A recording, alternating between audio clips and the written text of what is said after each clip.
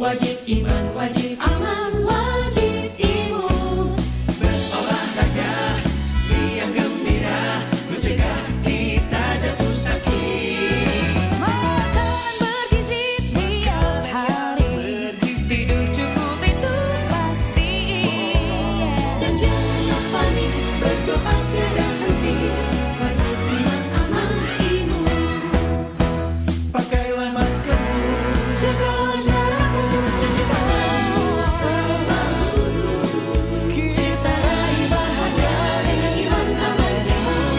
Badan sehat, bangsa kuat. Kita raih bahagia dengan iman, aman, imun. Badan sehat, bangsa kuat.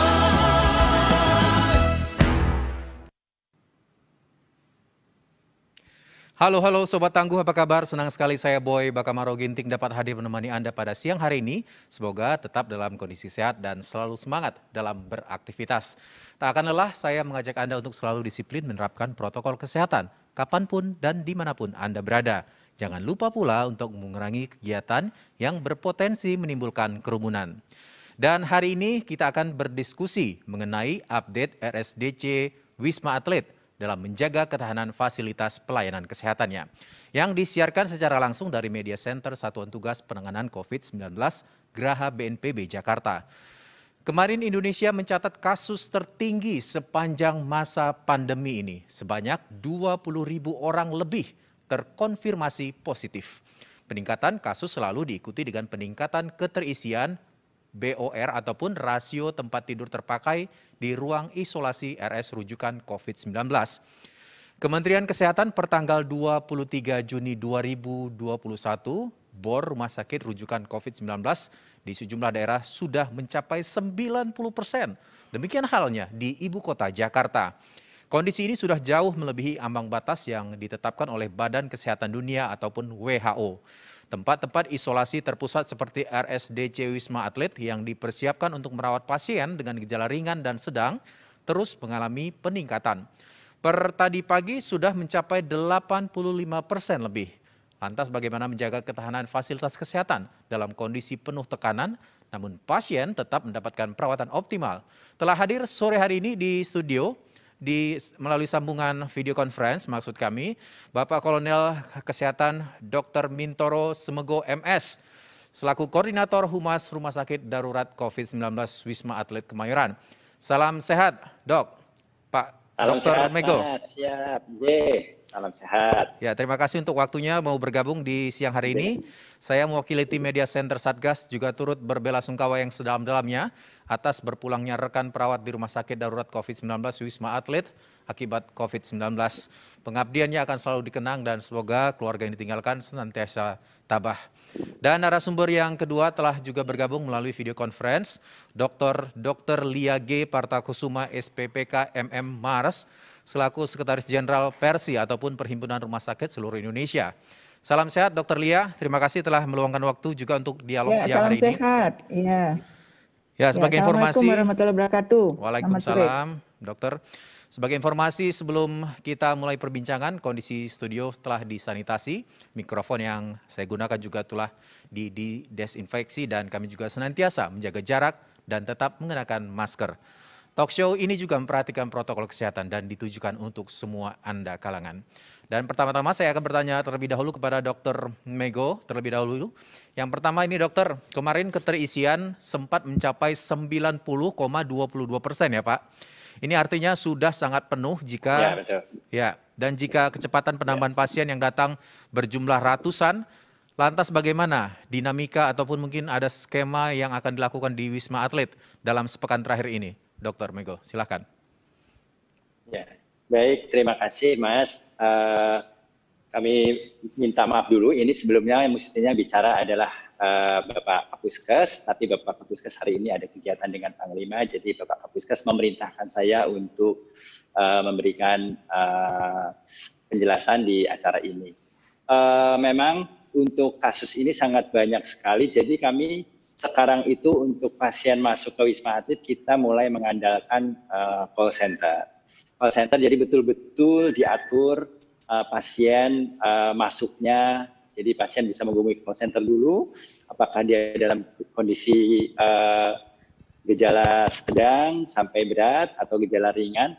Nah, ini kita sudah buat clue-nya. Jadi nanti clue-nya itu adalah pasien yang diterima di Wisma Atlet itu adalah pasien-pasien dengan gejala sedang sampai berat. Sedangkan gejala ringan atau sampai dengan gejala tanpa gejala nanti kita kondisikan di Nagrag. Di Nagrag ini sudah berjalan.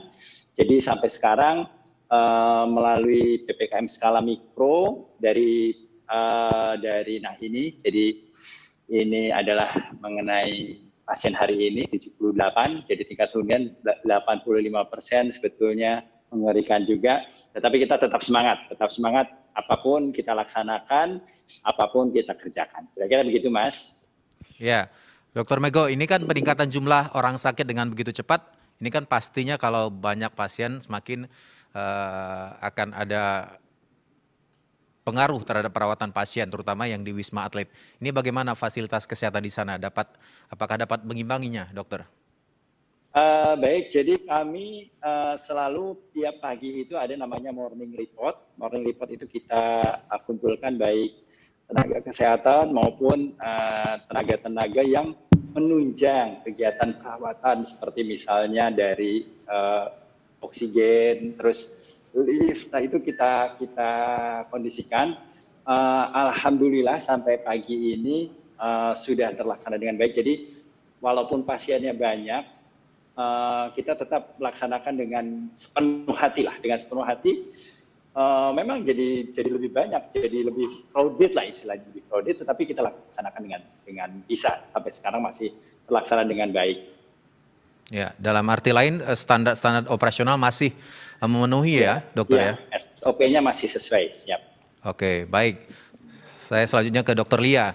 Kemarin Indonesia mencapai rekor tertinggi, Dr. Lia, ini penambahan kasus harian selama pandemi lebih dari 20.000 dan kasus aktifnya mencapai 11 ribuan. Melihat kondisi dengan kecepatan peningkatan kasus seperti ini, bagaimana kapasitas rumah sakit dapat mengimbanginya, dokter? Silakan, Dokter Lia. Terima kasih, Mas Boy. Jadi informasi yang terakhir, mudah-mudahan terdengar ya. Informasi terakhir bahwa jumlah kapasitas tempat tidur kita sebetulnya yang aktif itu adalah sekitar 70 ribuan ya, 70 ribuan. Dan kemarin sudah dari Kementerian Kesehatan meminta kita terus menambah kapasitas dan ditambah lagi dengan ada 3 rumah sakit sekarang yang juga didedikasikan untuk COVID. Yaitu yang dulu sudah mungkin Rumah Sakit Sulianti Saroso, ditambah lagi yang tadinya Rumah Sakit Umum ya, Rumah Sakit Persahabatan dan Fatmawati ini juga dialihkan ya, dikonversi menjadi Rumah Sakit Khusus COVID. Kita juga dibantu oleh Wisma Atlet yang sekarang sudah menjadi rumah sakit juga ya. Kalau dulu kan hanya ringan dan tanpa gejala, tapi sekarang nampaknya yang berat pun juga sudah bisa dirawat di Wisma Atlet gitu. Jadi kalau perhitungan tempat tidur yang direncanakan oleh Kementerian Kesehatan memang mencapai 85.000 tempat tidur. Sementara memang yang terisi ini dari sekitar ada 65.000. Dan kalau kita lihat kasus aktif, nampaknya juga ini kasus aktif inilah yang tentu merupakan pasien-pasien yang di dalam perawatan. Nah, mudah-mudahan ini masih bisa kita penuhi begitu, hanya terus terang karena ini adalah pukul rata ya. Jadi kalau pukul rata se-Indonesia memang angkanya berkisar antara 65% bornya. Artinya ada beberapa rumah sakit yang huniannya itu lebih dari 100%, ya contohnya di DKI, di Jawa Barat, Jawa Tengah, kemudian juga di Jogja ya, kemudian ini juga Jawa Timur ada beberapa yang bahkan sudah lebih dari 100%. Nah, jadi intinya bahwa penyebaran di seluruh Indonesia itu belum merata, gitu, tidak merata. Ada rumah sakit yang penuh, tapi ada juga yang tidak. Nah, yang kita khawatirkan adalah di rumah sakit yang penuh tadi. Nah, mudah-mudahan dengan bertambahnya jumlah dan konversi yang walaupun konversi ini juga butuh waktu ya, nampaknya sih baru sekitar bulan Juli akhir mungkin ya baru bisa memenuhi kebutuhan yang sekitar 80 ribuan ini, tetapi dengan catatan tentu tidak bertambah drastis lagi seperti pekan ini. Kalau pekan ini luar biasa penambahannya, kita juga agak kewalahan. Walaupun ada tempat tidur, SDM juga kan harus disiapkan. Nah, apalagi beberapa kasus nakes kita juga banyak yang sudah tertular sehingga itu juga cukup merepotkan rumah sakit. Tapi insya Allah kita akan coba ya sekuat tenaga kita untuk bisa menerima. Cuman catatannya satu, bahwa masyarakat harus agak sabar gitu untuk menunggu karena terpaksa harus antri di IGD. Demikian Mas Boy. Ya, dokter tadi mengatakan rata-ratanya 65% ya, tapi sementara kalau dari anjuran WHO ini kan 60%. Ini artinya sebenarnya sebagian besar sudah melewati seruan dari WHO ini. Ini apa yang membuat WHO membuat batas ini 60%, lantas implikasinya terhadap rumah sakit yang mempunyai kapasitas lebih dari 60 ini akan ada perubahan apa itu, dokter? Ya, jadi ditetapkan angka 60% itu artinya untuk flexibility pasien keluar dan pasien masuk begitu. Jadi diharapkan ada waktu untuk pasien ini sembuh dan kemudian baru setelah itu kita akan minta mereka rawat jalan atau dirawat di rumah dan kemudian pasien baru ini bisa masuk. Dan kalau pasien COVID ini kan kondisinya bermacam-macam ya.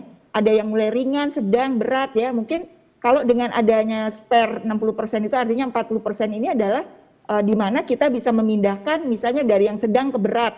Misalnya berat kemudian sudah ada perbaikan dia akan turun lagi ke sedang misalnya. Itu bisa ruangan yang tadinya ICU menjadi ruang yang intermediate misalnya, kemudian turun ke rawat biasa. Nah ini biasanya kalau kita punya spare itu akan mudah memindahkan pasien dari satu tempat ke tempat lain sesuai dengan jenis perawatannya.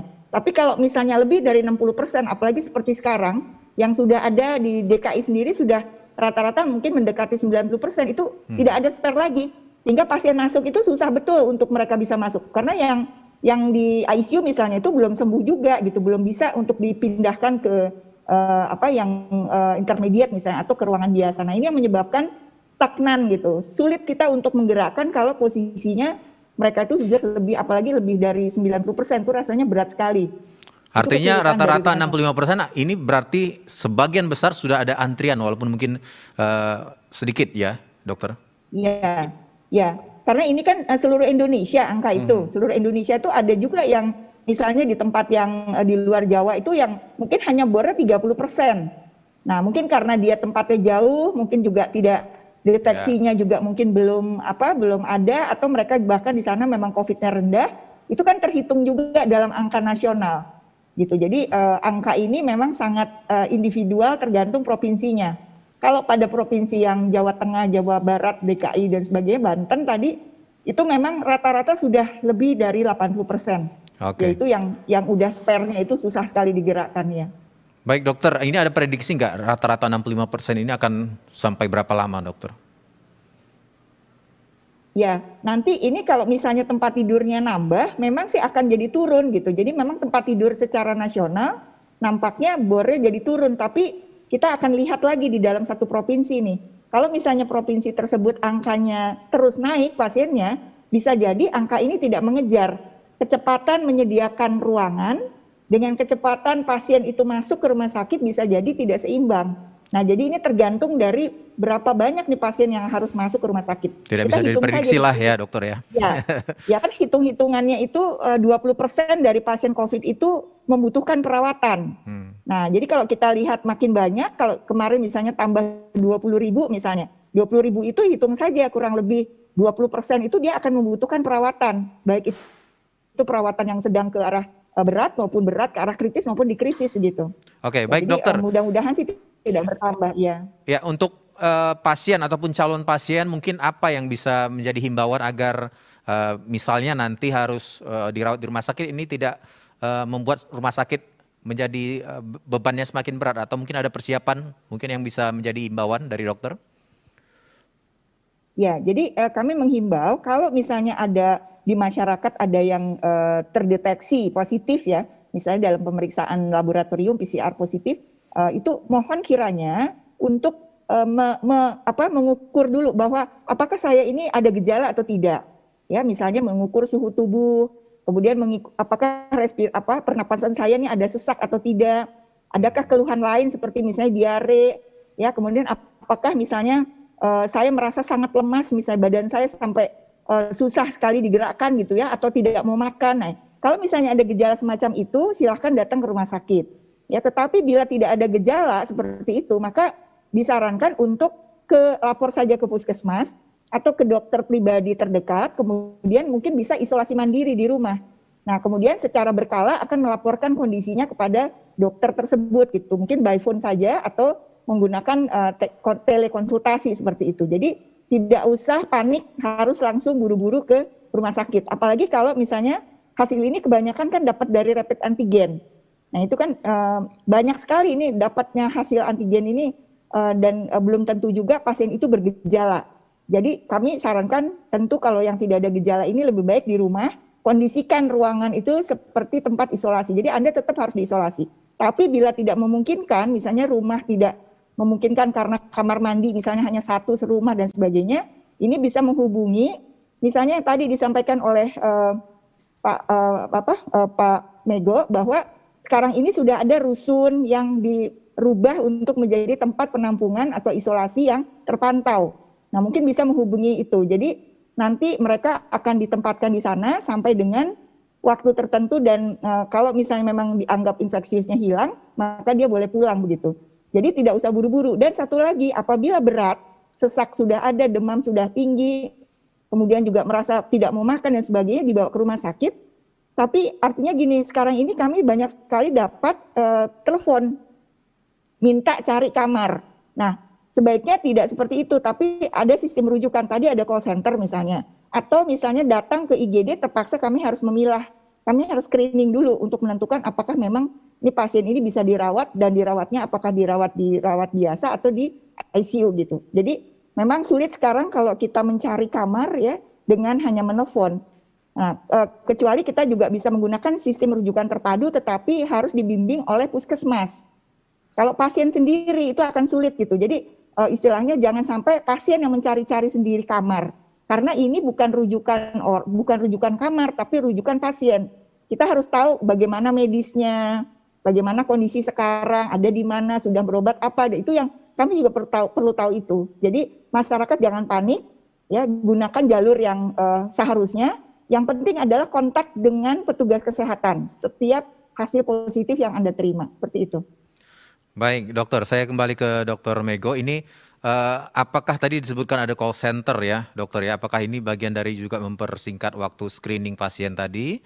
Dan lantas kira-kira dokter apa sih yang bisa dibagikan ke kami masyarakat untuk bisa mengetahui kondisi terkini di Wisma Atlet itu seperti apa, dokter? Biar ini satu pintu dan tidak menjadi kemana-mana beritanya. Silakan, Dr. Mego.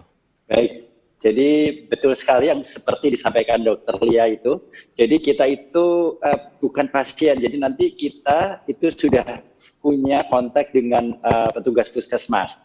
Jadi petugas puskesmas itulah yang nanti akan kontak call center kita. Dia akan menjelaskan keadaan pasiennya. Sudah rutin sekali saya lihat itu. Sudah runtun mulai dari identitasnya, keadaan umumnya, saturasinya, tensi, semua sudah runtun sampai riwayat. Nah, setelah itu nanti pasien itu kita infokan silahkan datang ke Wisma Atlet jam segini. Jadi nanti tidak terjadi penumpukan pasien di Wisma Atlet. Tidak terjadi penumpukan pasien di Wisma Atlet. Jadi kami pun selalu menyarankan kalau pasien dengan gejala ringan dan ada tempat isolasi mandiri di rumah, akan lebih baik isolasi mandiri di rumah, lalu dipantau oleh petugas kesehatan. Itu sudah kita buat clue-nya juga, jadi kapan dia harus isolasi mandiri di rumah, terus untuk yang gejala ringan juga kita usahakan untuk di Nagrag, lalu untuk yang mulai gejala sedang sampai berat, kita laksanakan di Wisma Atlet. Untuk yang telah direpatriasi dari luar negeri, kita rawat di Pademangan. Jadi kita sudah memberikan informasi kepada masyarakat, jadi akan lebih baik kalau memang ada tempat isolasi mandiri di rumah, akan isolasi mandiri di rumah lebih baik. Gitu, Mas. Oke, baik Dr. Mego, ini pasien tanpa gejala dan bergejala ringan sudah mulai dipindahkan ke Rusun Nagrag. Lantas bagaimana perkembangan di sana, Pak? Mungkin ada perbedaannya, apa saja perbedaannya dengan yang di Wisma Atlet, Pak?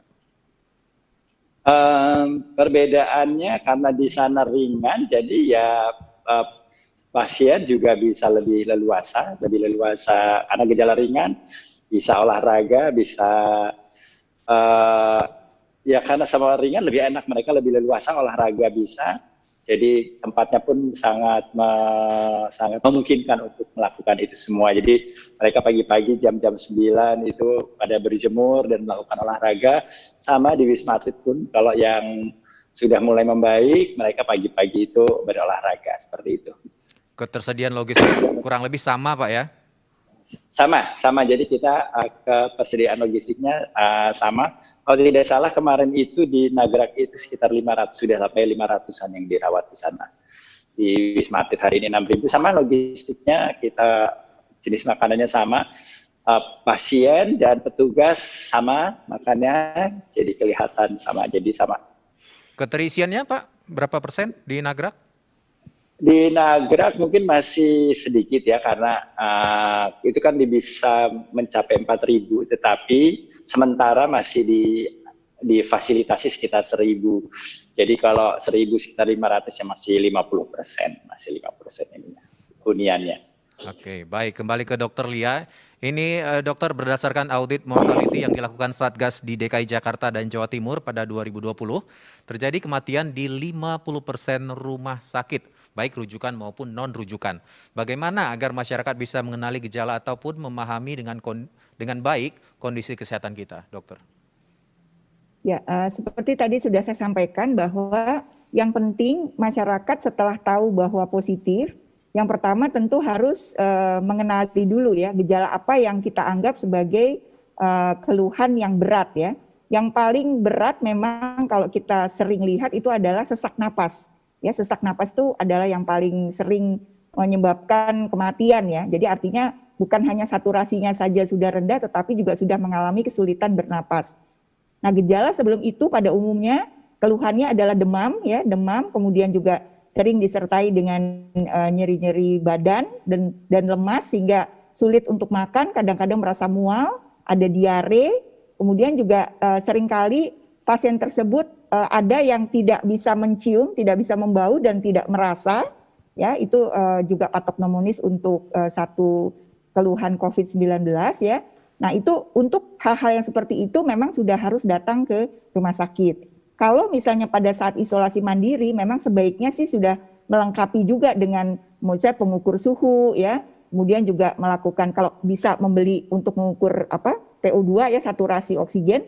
Ini juga tidak mahal ya, ratusan ribu harganya, itu juga bisa membantu sehingga nanti secara rutin bisa melaporkan kepada puskesmas ataupun pihak lain yang akan memantau kondisi kita gitu. Jadi kondisi perburukan ini disertai pada umumnya adalah orang tersebut nampaknya sudah lemas sekali dan tidak bisa duduk bahkan ya, lemas sekali sehingga kita harus membawanya ke rumah sakit. Tapi tentu jangan sampai yang sudah buruk seperti itu. Ya tadi aja kalau kita lihat misalnya ada penurunan saturasi oksigen ya, itu udah turun di bawah 90 terus menurun, angkanya itu juga memang sudah harus kita bawa ke rumah sakit. Mudah-mudahan sih tidak terlalu sulit ya untuk mencari dokter yang memang kita merasa bahwa banyak orang takut isolasi mandiri karena merasa bahwa tidak ada yang bisa memantau begitu. Nah ini yang penting sekali adalah dicari apakah itu dokter keluarga boleh, apakah dokter puskesmas yang bisa memantau kalau kita ada di rumah. Nah itu yang paling penting. Baik, terima kasih dokter. Kembali ke Dokter Mego, seperti yang disampaikan Dokter Lia tadi dok, apakah kalau pantauan di pasien rumah sakit di Wisma Atlet, apakah terlihat seperti itu? Ada yang pasien yang self check ya mungkin ya, kayak memeriksa kondisi itu lebih inisiatif seperti itu, atau ternyata menyerahkan seluruhnya ke tenaga medis dan juga mengenai mana yang masih harus dirawat dan mana yang sudah bisa pulang ataupun isoman. Ini karena banyak beredar narasi bahwa pasien dipulangkan meski masa isolasi ini belum selesai, katanya begitu, dokter. Baik, terima kasih. Jadi memang kita pantau pasien itu sesuai dengan keadaan klinis yang dialami oleh pasien itu. Jadi vital sign, tensi, nadi, suhu, lalu saturasi oksigen itu adalah hal yang wajib kita laksanakan. Itu selalu kita laksanakan terhadap semua pasien. Pada perjalanannya pasien itu rata-rata long of stay-nya, lama tinggal di kita itu rata-rata 10 hari.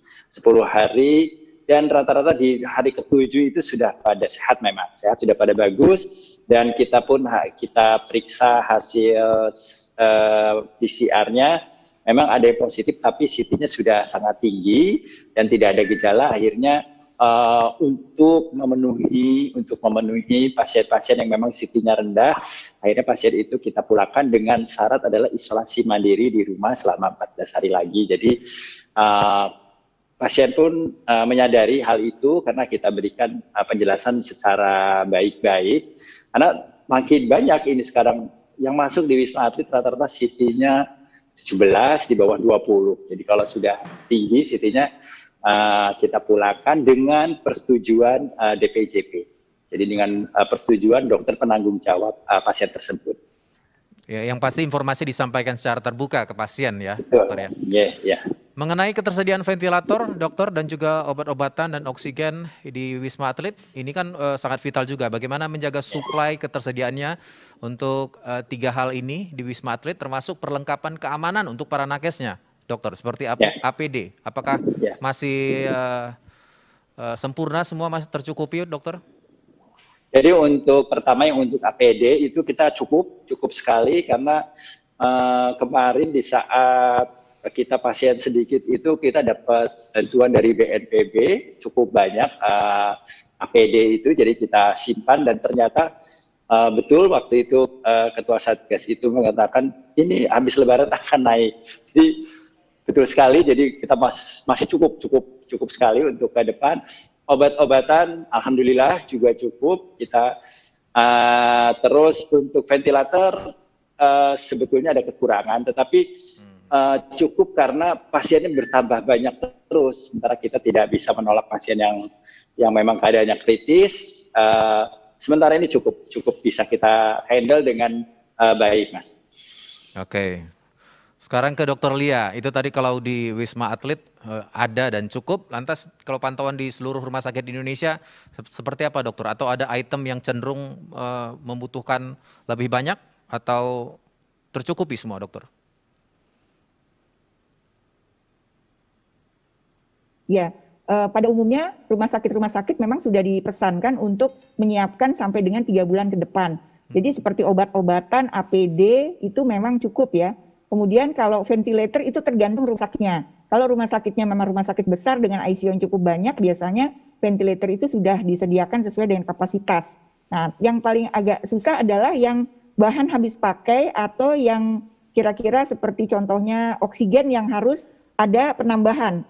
Misalnya kita hari ini punya 10 tabung oksigen. Biasanya kalau rumah sakit besar kan ada oksigen yang besar yang masuk di outlet, ya, ada juga yang cadangan yang bisa didorong-dorong. Nah, kalau misalnya pasien itu bertambah, padahal di outlet misalnya sebetulnya masih ada oksigen, tapi karena tempat tidurnya juga sudah penuh, maka pasien itu kan terpaksa harus di luar, ya, atau bahkan mungkin ada yang sampai di lorong-lorong begitu. Nah, ini akan membutuhkan, kalau memang membutuhkan oksigen ya, akan membutuhkan banyak oksigen yang harus standby begitu. Jadi kemarin sempat ada beberapa rumah sakit di beberapa provinsi melaporkan bahwa mereka kurang cepat mendapatkan suplai oksigen.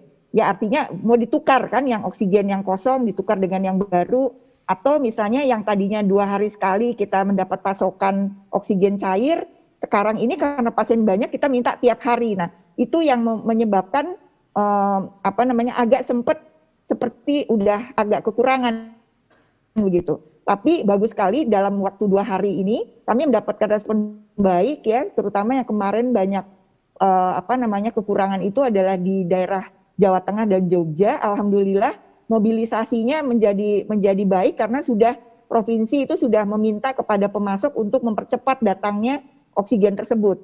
Jadi dan sudah dialihkan, kalau oksigen ini kan sebetulnya untuk kesehatan pada umumnya hanya 25% dari produksi mereka. Nah, sekarang untuk yang ke industri itu jadi sebagian ada yang dialihkan juga ke kesehatan dan kita minta mobilitasnya dipercepat. Ya, jadi dari kota besar ke kota kecil itu kita minta dipercepat. Kemarin sudah ada pertemuan, mudah-mudahan ini bisa mengatasi ya kekurangan kita. Jadi dalam 2 hari kemarin nampaknya progresnya cukup baik dan nampaknya rumah sakit sudah tidak seperti 2 hari yang lalu, sudah berkurang permintaannya. Mudah-mudahan seterusnya begitu juga. Ya baik, Dokter Lia, ini di tengah pandemi COVID ini kan tentu saja ada juga pasien non-COVID ya. Lantas ini seperti apa upaya rumah sakit untuk bisa meningkatkan kepercayaan masyarakat, keyakinan masyarakat bahwa ketika datang ke rumah sakit pun akan tetap terlayani dengan baik, dokter? Ya, ini memang resiko yang harus diambil, Mas, bahwa pasien non-COVID ini nampaknya kita jadi agak sedikit alihkan gitu ya, dan kita kurangi. Jadi untuk rumah sakit sekarang karena konversi tempat tidur yang diminta, yaitu kalau memang di atas 80% kan paling tidak 40% tempat tidur kita sudah didedikasikan untuk COVID ya. Sehingga banyak pasien non-COVID yang sekarang artinya lebih banyak kita minta untuk rawat jalan. Kalau misalnya kondisi pasien itu berat sekali baru akan dirawat, tetapi bila tidak kita akan mencoba untuk rawat jalan. Atau kalau kita sebut sebagai pasien dengan penyakit esensial ini artinya ada untuk ibu dan anak yang harus diperiksa kehamilan, harus divaksinasi, tumbuh kembang, atau misalnya pasien hemodialisa yang harusnya rutin datang, itu sudah kita atur supaya dia bahkan jaraknya jadi diperpanjang. Mungkin obat-obat yang tadinya orang penyakit jantung dikasih sebulan sekali, akan diberikan 2 bulan sekali gitu. Jadi sudah dijarangkan begitu, apa boleh buat. Mungkin akan ada yang kesulitan ya. Contoh misalnya seperti Rumah Sakit Fatmawati yang tadinya menerima pasien umum dan persahabatan kan sekarang harus dialihkan ke tempat lain. Nah, itu yang mungkin akan ada masa-masa di mana pasien itu harus menyesuaikan dengan kondisi tersebut. Ya, jadi apapun itu memang harus ada resiko, tapi mungkin pemerintah mengambil resiko yang lebih berat, yaitu bagaimana supaya pasien COVID kita ini terlayani dulu karena emergency begitu. Karena ada satu kedaruratan yang harus dibantu lebih dahulu. Jadi untuk pasien non-COVID, kita mengharap bahwa mereka betul-betul menjaga kondisi mereka, yaitu dengan hidup lebih sehat. Jadi kalau kita lihat sekarang ini, lifestyle atau gaya hidup orang-orang Indonesia nampaknya sudah mulai ada yang perubahan juga. Jadi mereka sudah lebih banyak olahraga, makanan juga mereka lebih hati-hati, vitamin juga banyak. Ada senam di luar seperti tadi dianjurkan oleh di Wisma Atlet dan Wisma yang lain. Nah itu saya rasa juga merupakan satu dukungan buat orang yang non-COVID supaya jangan masuk ke rumah sakit begitu. Jadi mereka punya daya tahan yang lebih bagus. Nah apa boleh buat kondisinya tidak memungkinkan untuk mereka datang lebih sering atau mengikuti prosedur yang sebelumnya. Tapi kita usahakan setiap kali mereka datang, protokol kesehatan, kita seleksi, kita periksa dulu ya, kemudian juga keamanan untuk di rumah sakit biasanya kita selalu ada sensor demam dan sebagainya dan kita pilih mana yang alur untuk COVID, mana yang non-COVID. Mudah-mudahan masyarakat juga tetap berani datang ke rumah sakit kalau memang kondisinya mengharuskan ke rumah sakit, walaupun mereka non-COVID. Baik. Dan gini kita sudah masuk ke pertanyaan terakhir, ini pertanyaan untuk Dr. Lia dan juga Dr. Mego. Berbicara fasilitas layanan kesehatan tak lepas tentu dari peran para tenaga kesehatannya. Lantas bagaimana meningkatkan ketahanan pelayanan fasilitas kesehatan dengan tetap menjaga perlindungan bagi tenaga kesehatan dan pasien secara paralel? Mungkin Dr. Lia silakan lebih dulu dokter. Ya, jadi kalau untuk teman-teman kami di rumah sakit sekarang ini yang kami minta adalah yang pertama adalah memilah bila ada nakes yang punya komorbid atau usianya lebih dari 60 tahun untuk lebih berhati-hati untuk mereka melayani pasien. Jadi itu frekuensinya buat mereka itu diperjarang atau bahkan ada yang kalau dengan komorbid mereka dianjurkan hanya untuk pasien-pasien konsultasi dengan by phone atau telekonsultasi. Jadi diperjarang untuk mereka datang karena mungkin mempunyai resiko yang cukup tinggi. Nah untuk yang positif, itu biasanya kita siapkan juga ada tempat isolasi ya, yang ya alhamdulillah ada sebagian juga di hotel, ada sebagian juga yang di rumah sakitnya. Kemudian kita lakukan kontak tracing pada teman-teman yang bekerja di daerah tersebut. Nah ini kita lakukan terus-menerus. Mudah-mudahan mereka tidak akan menjadi lebih berat gitu. Dan alhamdulillah karena sekarang sudah vaksinasi ya, beberapa rekan kerja yang memang tertular ya itu juga nampaknya gejalanya lebih ringan ketimbang yang lalu begitu. Ya mudah-mudahan saja betul efek dari vaksinasi ini memang membuat walaupun tertular tetapi tidak bergejala berat seperti yang lalu. Tapi kematian tetap ada karena mungkin banyak juga yang ada komorbid atau mungkin ada strain baru yang memang menyebabkan kondisi buruk dalam pasien-pasien tersebut, dalam nakes tersebut. Tapi sekarang nampaknya sih sudah agak rendah dibandingkan dengan yang lalu. Mungkin itu, Mas. Oke, baik. Sekarang ke Dr. Mego, mungkin sudah ada pola-pola yang sudah menjadi suatu hal yang sudah dilakukan secara tiap-tiap harinya, dokter, untuk bisa menjaga pasien dan juga tenaga kesehatannya, dokter. Ya, baik untuk tenaga kesehatan, sama seperti yang dokter ya sampaikan, kita selalu menggunakan APD dan alhamdulillah kalau di Wisma Atlet ini tenaga kesehatannya masih muda-muda, jadi yang punya komorbid hampir jarang ya, yang punya komorbid, dan semangat mereka itu luar biasa, Jadi kita malah ngeri sebetulnya mereka kok begitu semangat. Jadi, nah beberapa spesialisnya yang memang sudah pada yang sudah lebih tua, mereka juga tetap memberikan informasi kepada adik-adiknya, kepada juniornya, tetap menjaga jarak, terus tetap juga menggunakan APD. Dan kita selalu pantau oleh koordinator PPI. Jadi ada koordinator PPI itu yang selalu memonitor tentang pemakaian APD-nya, tentang semuanya itu ada PPI yang memonitor di koordinator PPI. Terus untuk yang positif juga ada di Wisma Atlet itu, para petugasnya. Selalu kita tracer juga melalui koordinator surveillance. Jadi surveillance sudah begitu ada yang positif, di tracer anggota yang lain. Kalau memang positif, kita rawat, walaupun dia petugas kesehatan, kita rawat juga di tower perawatan. Begitu, Mas. Oke. Oh ya, untuk pasien sama, jadi pasien juga tetap kita laksanakan pengawasan dengan baik. Jadi tetap semua kita patuhi protokol kesehatan. Oke, baik. Terima kasih dokter, dan mungkin ada tambahan dari kedua narasumber, mungkin sebagai imbauan kepada masyarakat. Mungkin Dokter Lia terlebih dahulu. Silakan, dokter. Ya, mungkin saya menghimbau kepada masyarakat agar tetap menjaga kondisi dan tidak stres atau tidak panik. Itu penting sekali. Karena begitu kita panik itu bahkan bisa memicu ya terjadinya penyakit yang lebih berat lagi begitu. Jadi bila positif, ya memang dalam situasi seperti ini kita harus berpikir jernih, kita harus memikirkan semua situasi yang ada di rumah atau apa yang harus dilakukan supaya tidak terburu-buru. Dan bahkan yang kita khawatirkan adalah yang terakhir ini adalah masyarakat itu sering mengobati diri sendiri, memberi obat sendiri di luar, kemudian meminum tanpa adanya konsultasi dokter. Nah itu mohon tidak terburu-buru seperti itu karena jangan-jangan bisa membahayakan. Ya, karena obat itu kan bukan obat-obat yang sederhana. Obat itu harus ada bimbingan dari dokter.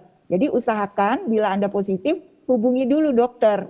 Jangan mengobati diri sendiri. Itu saja pesan saya, mudah-mudahan masyarakat juga bisa menerima ini. Apalagi kalau dirawat terus kemudian minta lagi, saya pengen obat yang ini, obat yang itu gitu. Mungkin di Wisma Atlet ada juga yang begitu ya, Dok ya. Minta obatnya itu seolah-olah karena tetangga saya sembuh dengan minum ini gitu. Nah, itu yang percayakanlah pada dokter di rumah sakit karena kita semuanya ingin menolong pasien begitu. Itu saja, Mas. Baik, terima kasih dokter. Kalau Dokter Mego gimana, dokter? Imbauannya? Ya, baik. Jadi himbauan kami untuk para masyarakat tetap patuhi 3T dan 3M-nya itu tetap sampai sekarang harus kita patuhi betul itu. Jadi jangan sampai terlena atau abai ya, karena kita tidak tahu di samping kita itu siapa, lagi saat makan, saat berkumpul, nah seperti itu. Terus menjaga imunitas, tadi seperti sampaikan Dokter Lia juga penting sekali, begitu mereka down, psikologisnya, wah itu di Wisma Atlet itu juga sampai mungkin ada yang gangguan tidur, kita selalu, karena kita ada konsultasi psikologi di sana, gangguan tidur sampai ada beberapa mungkin yang bisa bunuh diri, tapi tetap sudah kita pantau semuanya. Jadi memang kalau lagi down itu heboh bener lah pokoknya. Siap, itu Mas. Jadi tetap 3M, 3T, jangan lepas. Oke, baik. Terima kasih sekali lagi Dr. Kolonel Mintoro Sumego selaku Koordinator Humas Rumah Sakit Darurat Wisma Atlet Kemayoran, dan juga Dr. Lia selaku Sekretaris Jenderal dari Perhimpunan Rumah Sakit Indonesia. Terima kasih untuk waktunya dan selamat kembali melayani dan mengabdi untuk masyarakat.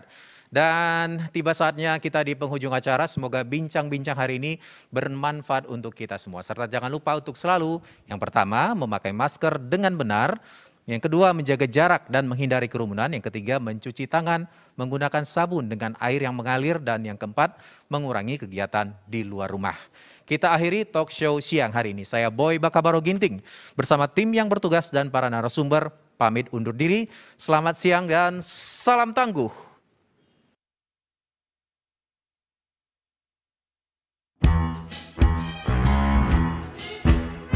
Jalani hari dengan 3 wajib